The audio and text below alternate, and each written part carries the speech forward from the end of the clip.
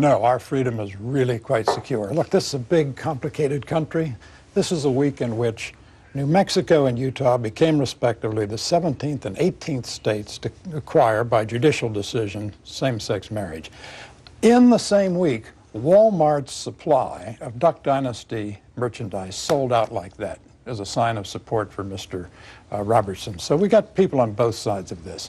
His First Amendment rights are not in danger. The First Amendment protects individuals from government action that would either priorly restrain speech or punish speech after it's uttered. This is an argument between him and his employer. Let them sort it out. What we do see here, and this goes to the viewer's question about political correctness, the new biggest American entitlement is the entitlement to go through life without being offended.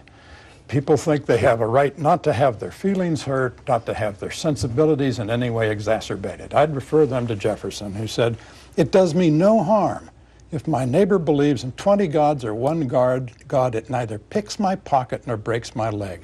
We have worked for millennia to get to a point where we say the law will protect our possessions and our persons, but not our feelings. And people just have to get over it. Kirsten, what about Governor Jindal's comment that we had at the beginning of the segment that Hollywood and the left are all for tolerance and for minority opinions as long as you don't disagree with them? It's a terrible argument. I mean, does he seriously believe that if you hold a minority position that whites and blacks shouldn't be married, that's acceptable? Is that what he's saying? I mean, that we should all think that?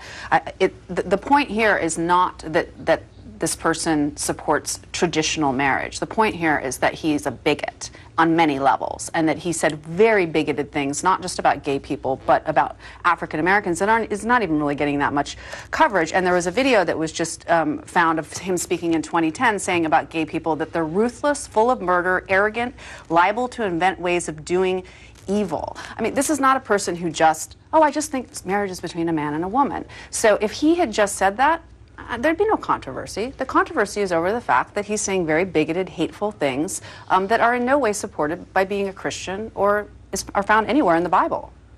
Charles, I would love you to respond to Kirsten, but I also want you to respond to a question we got on Facebook from James Nathaniel, who asks, why are conservatives making a big deal about this? Well, look, I think it is overstated what's going on, because it isn't a matter of rights or the First Amendment. That's government compulsion. We're talking about here is cultural compulsion, and I think there's a lot of it that we ought not have in the country, and we work it out without any real rules. At some point, you're way over the line, and people will punish you, and the culture will have you fired.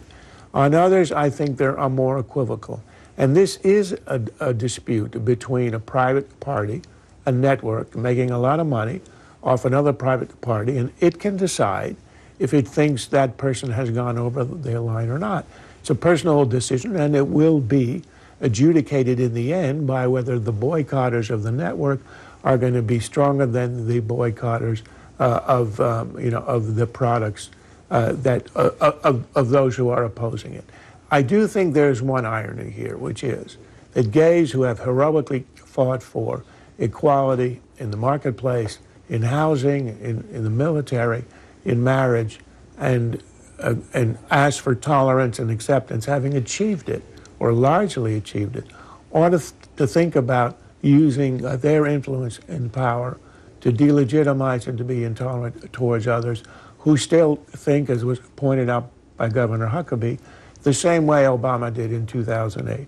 It can't be that illegitimate if the president himself, whom all of us will say is not a bigot, had those biblical approaches in 2008. Juan. Well, I think the reason that the right is so strongly backing is because they think there's a potential wedge issue, especially with older white evangelical voters, Chris. And so people like Mike Huckabee. You think this is all just politics? Oh, yeah, it's heavily political. Because as everyone has said on this panel, it's not a First Amendment issue. Talking about best-selling books, I had a best-selling book on this topic, Muzzle, because guess what? I got fired for saying something that somebody didn't like. Now, when I got fired, it was, I think, part of an honest debate about terrorism in our society. My employer didn't like it and fired me.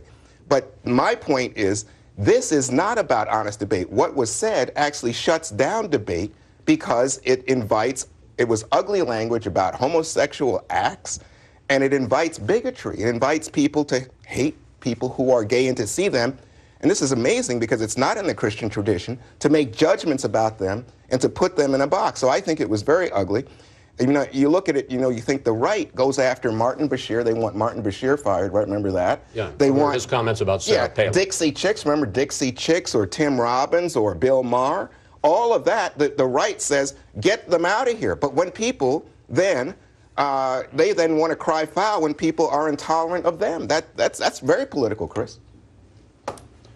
To be continued. Interesting discussion. And my guess is something people will be talking